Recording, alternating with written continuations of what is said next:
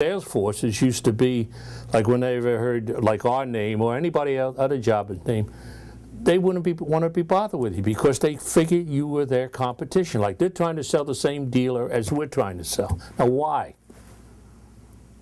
It always amazed me, you know, that mentality. And I used to tell them, I said, we're just an extension of your sales force, of your warehouse. But they became competition. As the job has faded, the publishers stepped in, you know. Not all the publishers were like that, were they? Not all of them, no, just some of them.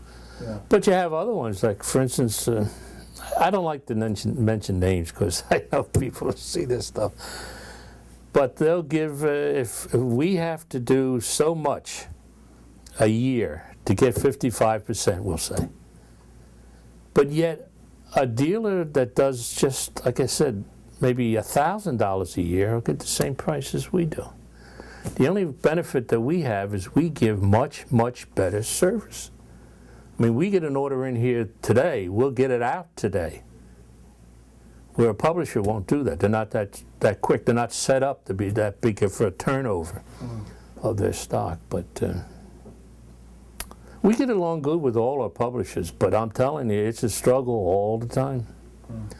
They begrudge you the little extra discounts you get. They feel they can go direct for a smaller discount, but yet bigger than ours, and take the business. But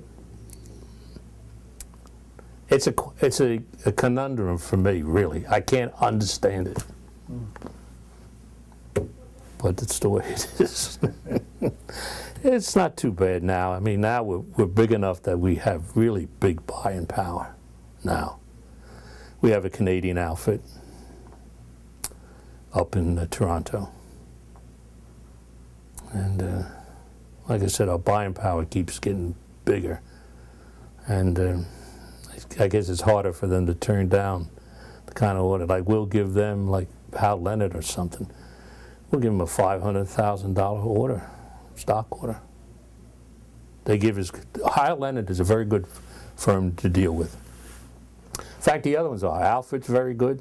I mean, nice people, you know. And but we give some pretty good orders, you know. Had you ever thought about going into publishing yourself, knowing it so well? Not really, no. We've got a few things we handled ourselves, like the JR publications, the drum books, and Bernie Stein's outfit, Beacon Music and his own, you know. We're the selling agent for them. But no, publishing, it never appealed to me, you know. I don't know how my kids will be. Like, my oldest son now is 53, and my youngest son is with me now. He's 48. They've never seemed like they want to go into publishing, but you never know. My second son, he's out in Las Vegas. He is an architect. You know, he designed the Taj Mahal. It started with Jim Crosby, that owned resort, started the Taj, and then he died, and Donald Trump bought it. But even when Trump took over, he kept Frank, he's my second son, on as his architect. Really? And Trump was a very, very nice guy, as far as Frank was concerned. He no problems with him. Anything he needed was like, he ran it. When they were building that, I guess he had about 30 people working for him just in the architect department. Wow. And Trump never gave him a hard time. All the things you hear about him, you know, his egotistical ways and all, he never showed it with Frank. Interesting. So I appreciate it. I can't get mad at Trump anymore because I know how he treated Frank. You know, even when the project was over, you know, he kept him on a little bit till he could get somebody else. And wow. He wasn't like the picture of Trump is. He wasn't. What's it like having your sons in business with you? Well, it's great for me. I mean, I only work 3 days a week now. I'm 74 and tired. And they, like I said, they do everything now. I take care of the financial part of it, and paying all the bills and paying the publishers. I still take care of that.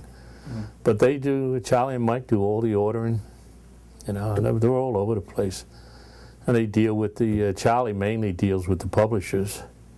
But Mike, I'm telling you, I don't care what it is that the dealers give us to order, some ungodly thing for 2 harps and 7 trumpets or something, he'll find it. I don't know how he does it, but he does it. I keep putting in new publishers in the computer I never even heard existed, and he finds them. You know, and he gets the count set up for us, you know. That's neat. Yeah. They're good. They're both good. Very good. Frank never had one have anything to do with the music business. He was an architect through and through. Really? Yeah. Yeah, he was good. He worked for, like Jim Crosby was a good friend and an employee of him. And when he got to Taj Mahal, he wanted that. That was Crosby's idea, the Taj Mahal.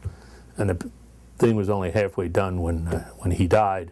And Frank, he had Frank as an architect, and Trump kept him. But that's all he ever wanted to do. When he was a little kid, he used to sit at the cocktail table in the living room, and he would draw whole cities. My wife used to buy him these big pads.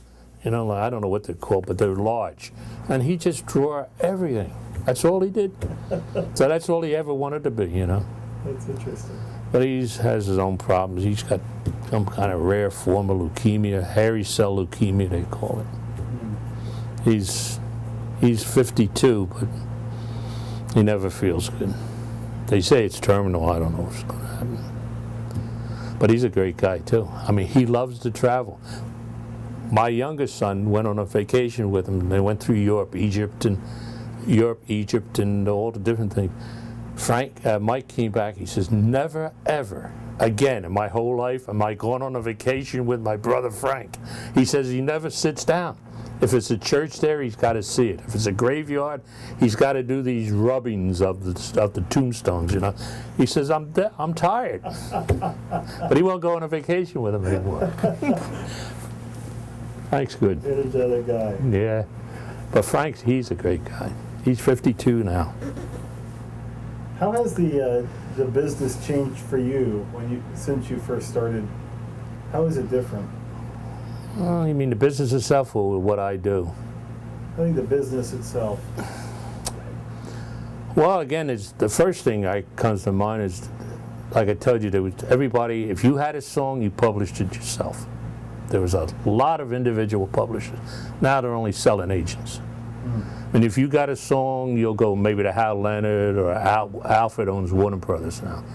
And they'll do all the work for you, you know. But years ago, if you had a song, you published it. That's why it used to be tough. I mean, you'd hear it, you know, a brand new song, you'd start getting calls for it, and you'd find out the publisher, you never even heard of this guy, you know? And you'd have to really locate it. And where they would let the big publishers know, I mean the big jobbers know, but they wouldn't let the little guys like us know about it. So you're on your own, you got to find out. That's the biggest change, I think, is that no more small publishers only selling agents. Like most of the music now, like that Leonard and Warner Brothers has and all, it's not their own copyrights. It's they have an arrangement to be the selling agent for them, you know. But that's the biggest change, I would say. And the other one too is every publisher had their sales force. I mean, you used to see men around. I mean, they would come through with their suitcases. You didn't see them. One guy, his name was Henry Teller. He used to sell a few. He used to have 2 valises that each one must have weighed 50 pounds. And he'd be all stooped over walking. You'd see him coming down the street with these 2 briefcases to come up to see you, you know.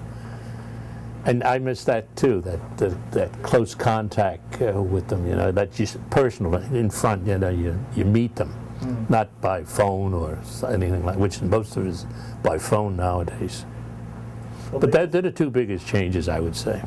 When the reps would come, I would bet, I've heard stories about they weren't just there to sell stuff, they would often help out if they could. Oh, yeah. Suggestions. Yeah. Share the news. Well, what they would do, like they would come in, look, I need a stock order from you. You'd say, okay, I'll make it up for you. And they go, they make up the stock orders, they look at it, how's that look? Great, fine.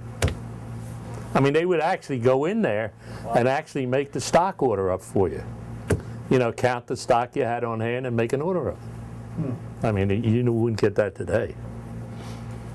But they were hard-living people too. I mean, they had their good times. I'm telling you.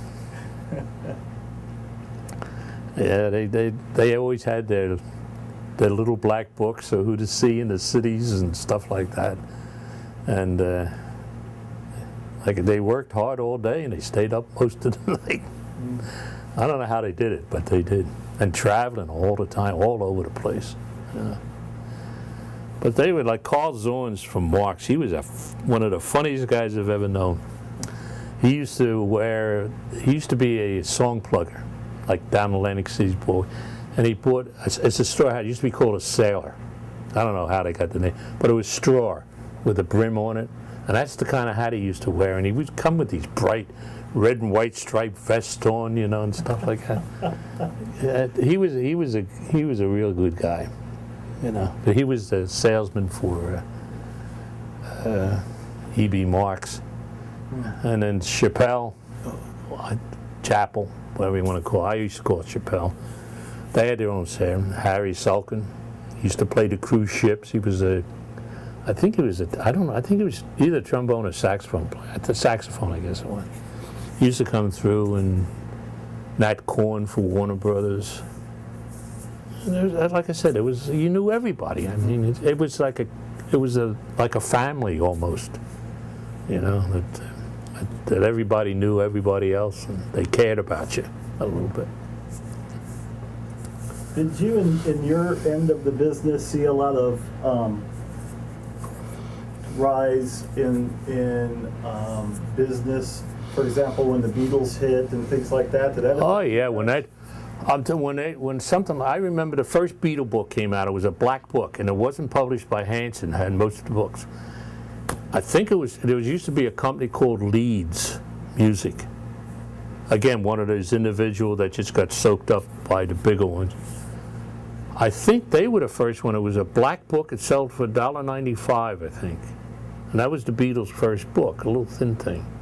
And then Hanson took over when the other albums came out. But yeah, when something like that came out, it was, I mean, you used to have a big pile of it on hand because it would fly out. You know what was the biggest instrument in those days? The accordion. Like Hanson come out with 20 all-time hits, he would call it. And it had for every instrument. And the biggest seller of those series was always accordion. You know? And like nowadays it would be guitar, or the instruments, like the brass instruments and the reeds and stuff like that. But that day it was accordion. You know, I mean, it was really, really a big selling thing. All the methods. Sam Fox, who was a publisher, had the Sedlon accordion method. Well, most of our stock orders made up by the Sedlon accordion method. 1A, 1B, you know. I mean, accordion was a great big seller then. And it just went down to be, I don't even think they print anything for accordion anymore. I'm not sure, but, you know. Well, and organ had its day too, didn't it? Yeah, organ was big too, yeah. But not like accordion. I mean, anything that came out, you had to have it for accordion, you know. Yeah, organ was big, and that's how Leonard got started with. They called themselves the Pointer System in those days. It was for organ. They had it for the individual organs, but they had it for all organs too. And I think that's how Leonard actually was the basis of their business in those days, was the Pointer System. They were up in Winona, Minnesota. Yeah, organ was very big. David Carr Glover. He used to have piano, but he also had his main thing was his organ course. Yeah, that was big also, and that just went by the boards. You know, as far as the music, the printed music goes. Have you been surprised at how many method books are out there and how well they all do? It's amazing to me. You know what's amazing to me is again, there used to be Rubank. They used to sell their own. I think Hal Leonard sells them. See, I'm in the background now of the buying, but it used to be Rubank, I used to make up all the orders, used to have their own method. Those books still sell today. It's amazing. I mean, they used to sell for, I think the pricing was 60 cents a book. They were blue covered books, and they had them for all the instruments. They had an elementary, intermediate, advanced 1, and advanced 2 of all the instruments. And yet they're still selling today. Now, that's how many years ago that is? You know, I forget where Rubank was located, but I don't know whether it was in Illinois, but I think Helena sells them now. And a lot of the methods, again, accordion was big. Cedlon was a big accordion method. Sam Fox had that. Yeah, I remember Harry Fox and his, I guess it was his cousin. We had Fox. Tell you, my memory starts. But his cousin was the one I saw all the time. Nice guy, went to Notre Dame. Really? You know, he was proud of that. Freckle-faced guy. I can't remember his name. I know. It won't come now anyway. But that they had that Cedlon accordion method, you know. And we could make up a whole order on that. You know. That's pretty neat. Yeah. Has there been a part of your job that you like a little more than the others? Is there an aspect of your job you...